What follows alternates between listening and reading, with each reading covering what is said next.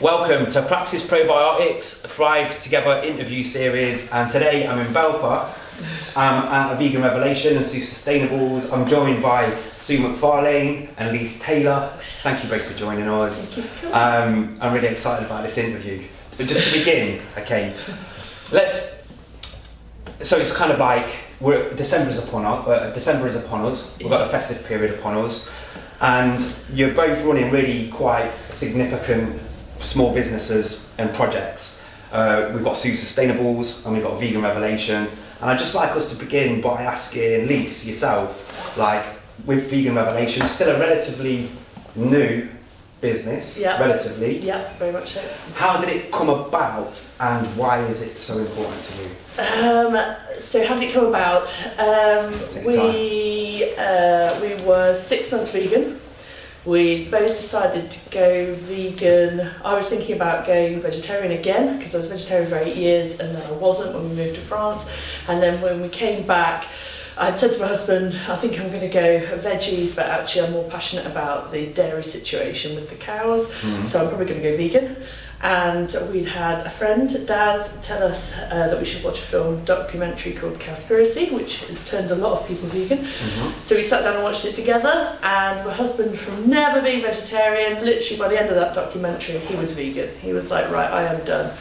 So then we tried to eat, and we just couldn't eat anywhere. We couldn't get even a cappuccino anywhere, really.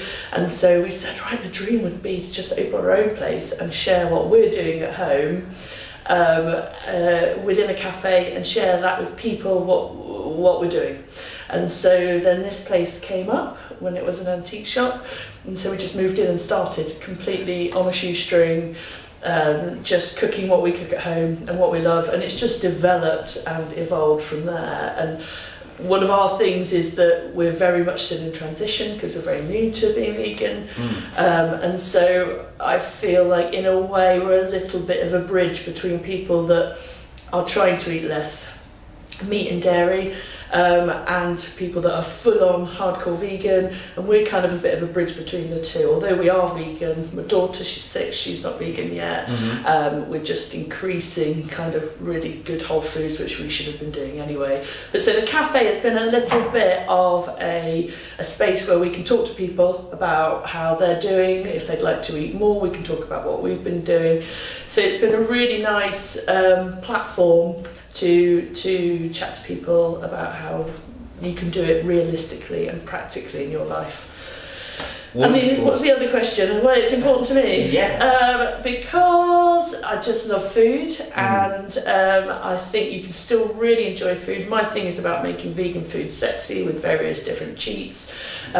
We are very much on transition to become greener at the cafe. So, for instance, I've just started getting the veg boxes delivered from Trinity that are organic, so that reduces packaging. But we're very honest about that we are on the journey. We have not arrived at the destination of being completely ethical, completely green, and we're on the road to that, and we're very open about that. So we're always up for ideas or suggestions, but it has just become a lot easier to be green, with Sue Macfarlane, Sue Sustainables moving in next door to the cafe. So that's been pretty amazing. That's taken it to a whole new level because it's just so much easier. And also Sue is really good at vegan as well, so we just get loads of tips. So it's become this wonderful marriage within the building, as well as our Natty Roots natural fruit drinks that are upstairs. So we've got this wonderful little holy trinity of wellness and loveliness going on. But I'm very much about being honest about the fact that we're still on the road to eating super healthy. We're still on the road to making our whole, making our footprint as small as possible, and that's a really nice way to chat to people and engage, because it shows that we're not judging anyone. We're just all on that journey together, and that's very much what the cafe has been, I think. Beautiful, fantastic. Before I come on to Sue, what's the response been? Because I just think there's something really kind of empowering, I can imagine, and kind of reassuring to people, this admission, which is kind of, like I said, I can imagine it's like really accommodating for people. Like, your hands are up and you're like, I'm on a journey with this, you know what I mean? It's still relatively new, and and you're very open about that. Very, and I think yeah. that really, I could imagine that really resonates with people, because I hope everybody's so. on a journey. Yeah, that's and the point. Nobody's perfect. No, I would So hate what's it. the reception been generally? Really warm. The whole point is that you can come in and not be vegan. You can come in. Some people just come in with an allergy, so they might have. We do quite a few gluten-free dishes, and so our thing would be somebody could come in. They're not vegan. They're not vegetarian. They're literally just gluten-free. So I wouldn't ever want them to feel awkward in that cafe for not being vegan. I think that just puts people off immediately and would make you not want to come in again. And so it's very much about going, well, just try the cake, be inspired, have the cake, yes, it's vegan and gluten-free, or try our food, it's vegan and gluten-free. And so it's very much about being inspired by the food and going, oh my gosh, there's no meat in this is really rich and amazing. And that making people think, oh, okay. Or somebody could come in and have a cappuccino, they could try all the milks, and they'll only pay for one coffee. They can literally just go through it and find which one suits them, or we'll advise them on which one we think is best. And so it's that making it accessible. And everybody goes, oh, I can never give up cheese. And it's like, well, don't give up cheese then. Just maybe try a different milk, or try this cappuccino with Oatly Barista Edition. And you might try it and go, actually, I don't ever need dairy in my coffee again. And then if you've got a local coffee shop you go to, you can tell them to stock it. And then that's how it changes. So it seems like something. Sorry to interrupt. It seems like something that's like really encouraging to people that are kind of relatively new to veganism. Yeah. So it's not just like, right, we're a vegan cafe. This is what we do. Yeah. And you come and you buy your food and your drink with the expectation that you're an experienced vegan of sorts. It's with an open armed, kind of encouraging sort of approach of like, well, if you're not entirely sure, then we're more than happy for you to try things. Try different bits. So it's playing a significant role in actually kind of helping to encourage, equip people with the kind of knowledge that they might really inspire them. To kind of like go through certain changes in terms of moving towards veganism. Yeah, and feeling good about what you are doing. So if somebody might have their full cheese board, they might still eat meat, but they may have found a different milk for their tea. And that's about feeling really good about that. And I think with like the cutting back on plastics and things, we're very much getting there. And it's a comedy sketch watching us try to find our way around limiting our waste and limiting our plastics. And the example I use is with the Tetra Packs. So thanks to Sue informing me, suddenly you can wash your Tetra Pak. We're just drowning in Tetra Packs, and so you wash them, you cut them open, and you can take them up to number 28 twice a month, can't you?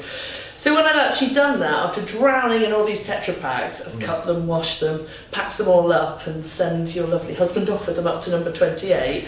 That feeling of having done that, it's such a good feeling. I think that's a bit like the vegan thing, or finding a different milk and having that on your cereal instead. It just the feeling is so good. I don't think that's spoken about enough. How good you feel when you do make that little change and go, oh, I feel really good about that, rather than walking around and feeling really terrible because you're not doing enough, looking at a world that you think is just falling to pieces. You can actually walk around without that burden and just feel really good about what you are doing. And then that has a knock-on effect, because it will empower you to make another little change and then another little change. And that's the journey we're on. We're not there, but we are on the road to there. Absolutely. Wonderful. And the vast bulk of us are on the road.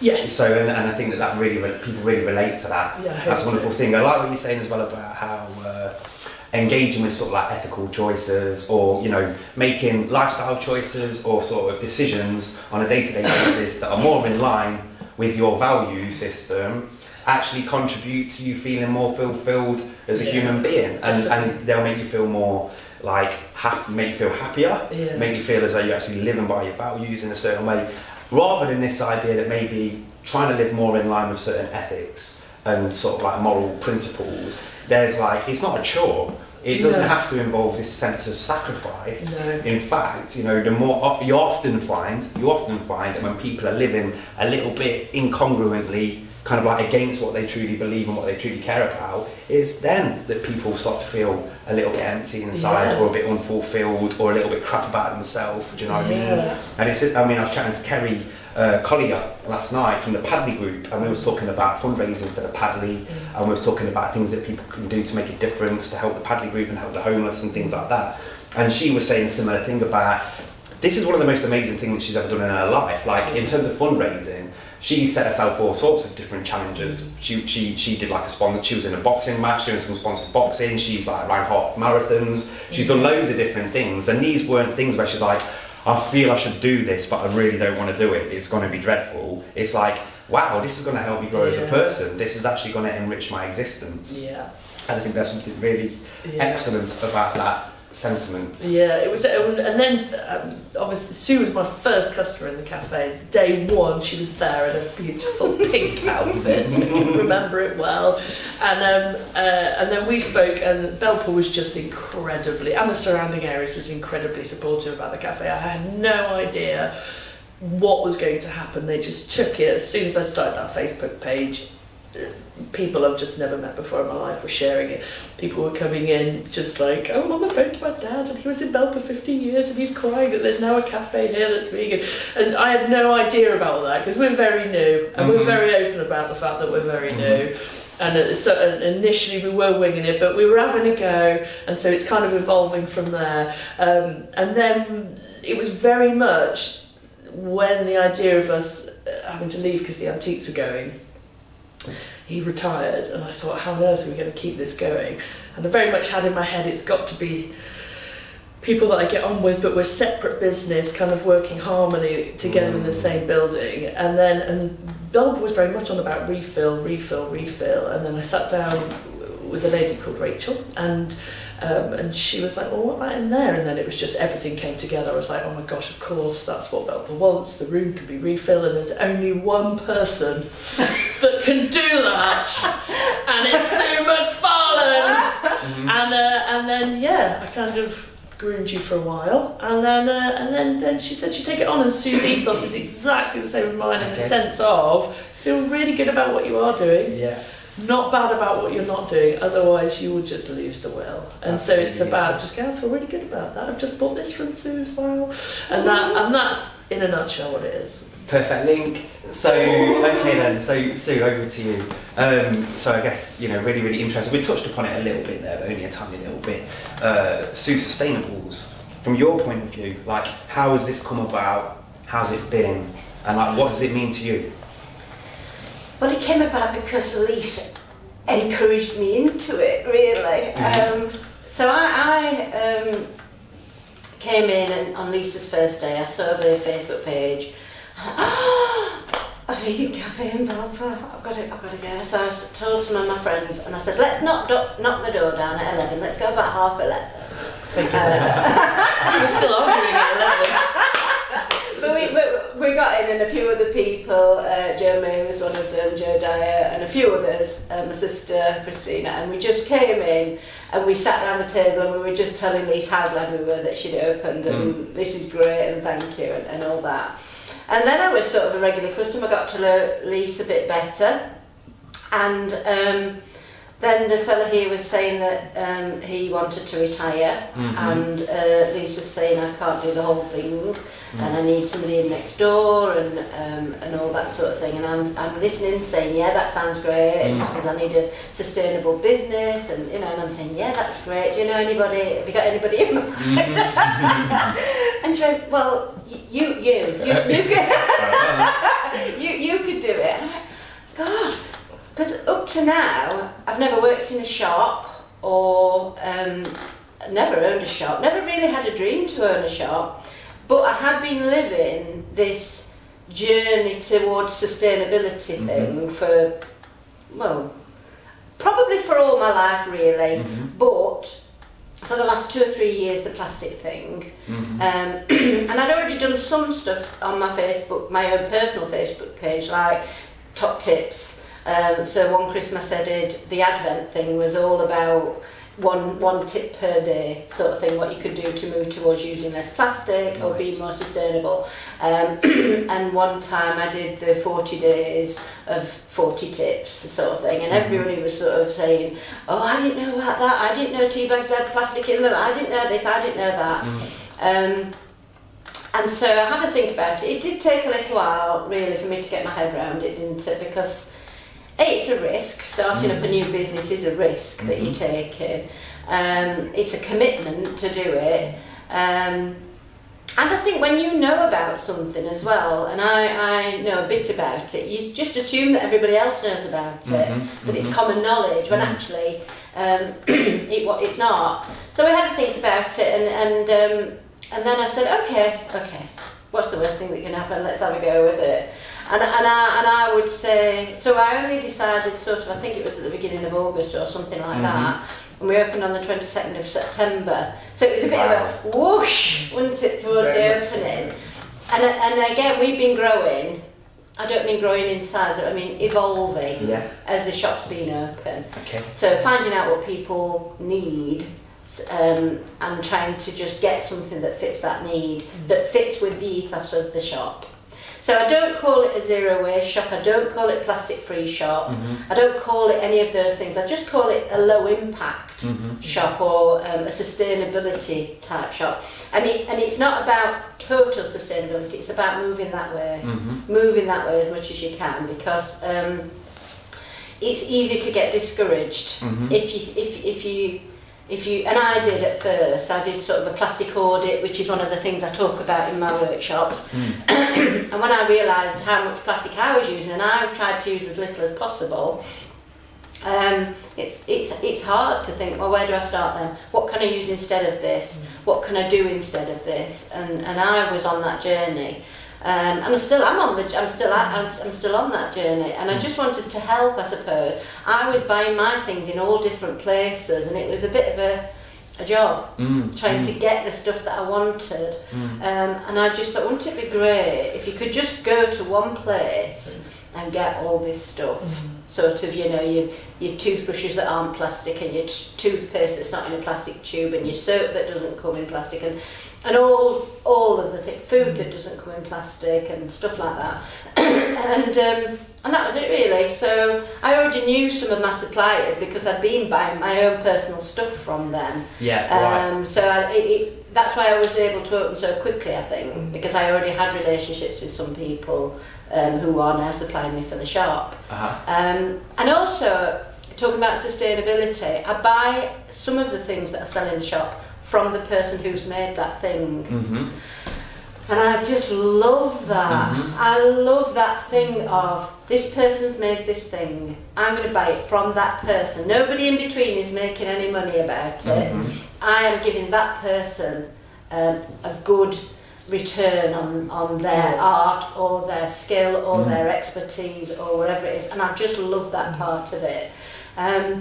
And so we opened on the 22nd, and it's just such a lovely, I tell you, it's such a lovely place to work. We come to work every day, morning, are we going to have another day? And Major comes in upstairs and we have a group hug, and I know that sounds so cheesy, but I have worked in places where you go in and it's, oh, here I am again, and this is just so not like that. Buoyancy, it's such a lovely place to be, a lovely place to. And then the customers start coming in, and the whole thing takes on another layer of. They're coming in here to look at the shop, and they're going through to have something to eat. And Major comes down with his bottles of lovely juice, and it's just such a lovely place to be. And so far, so good. I'm loving it. I'm learning stuff. So people are coming in and I'm learning stuff, and people are coming in and asking me stuff that I know, so I'm sharing my journey with them, I suppose. And it's nice to, that lovely feeling again, that you are doing something, so that you're part of the solution rather than carry on being part of the problem. And I don't say that in any sort of trite way. Absolutely. I just say it's a good feeling. It's just a good feeling. Solution-based thing. It's like a platform to be able to have a chat.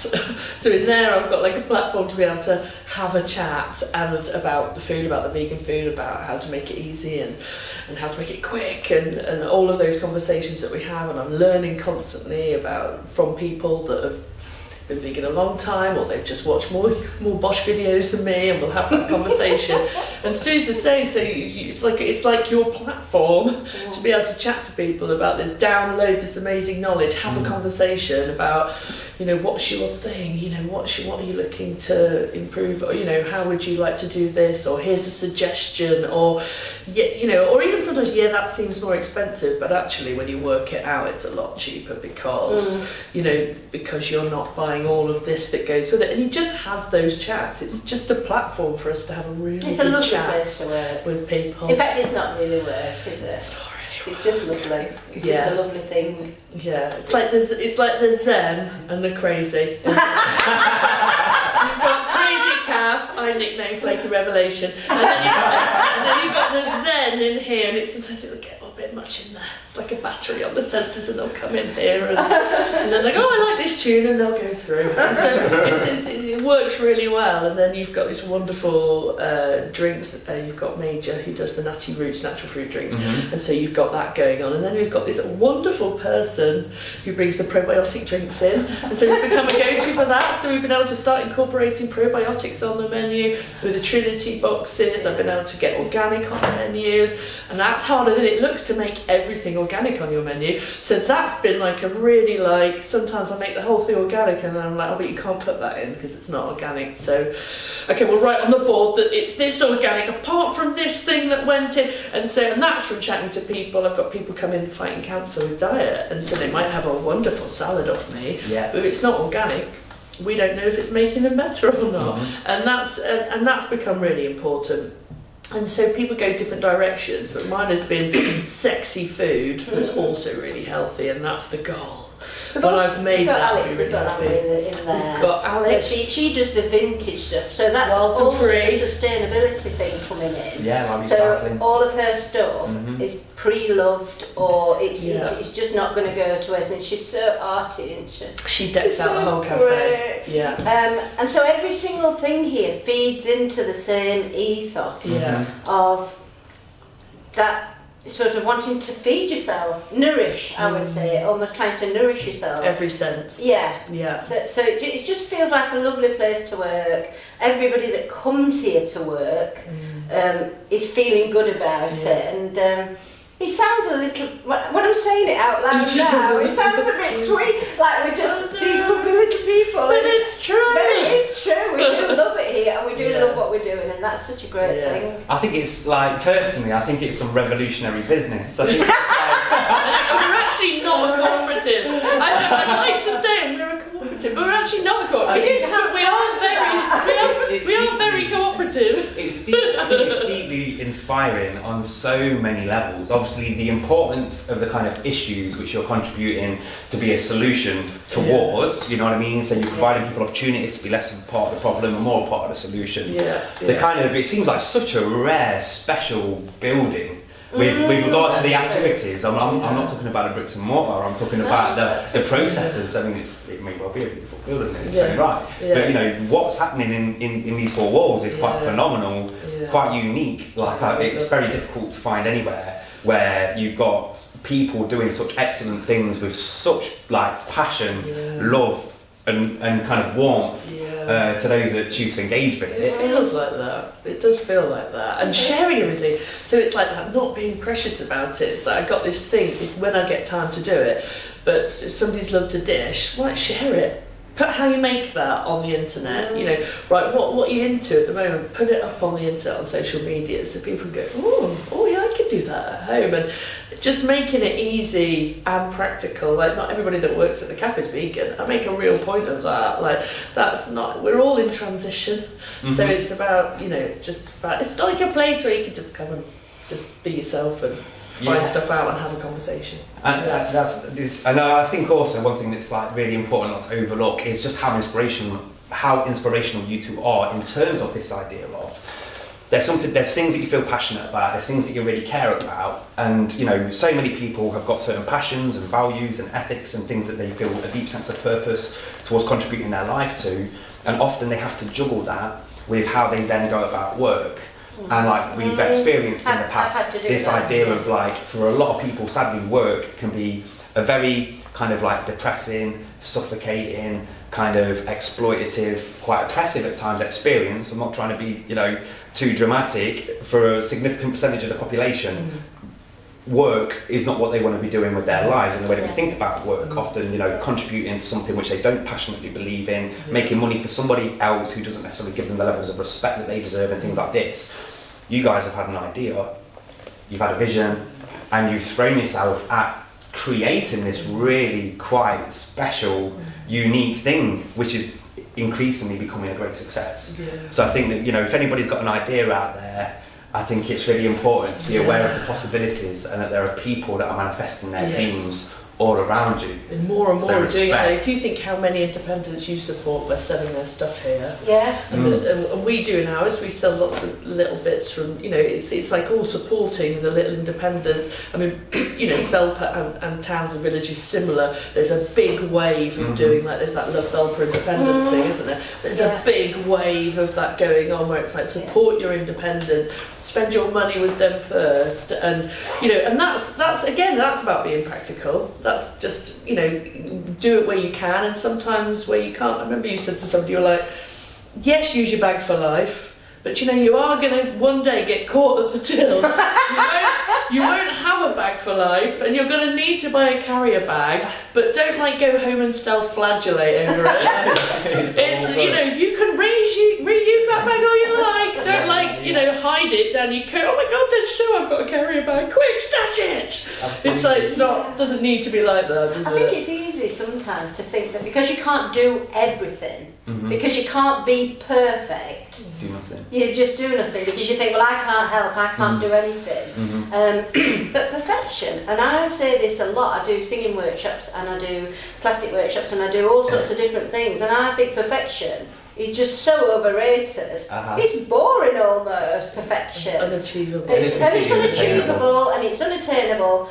And I just think everybody can make a difference. If all you can do is not sort out all the other big things, but stop contributing to it, that will make a difference. Absolutely. And I have this, I know I'm running a shop and I am selling things in the shop, but I also have this feeling that we can only sell, any shop can only sell what people are willing to buy.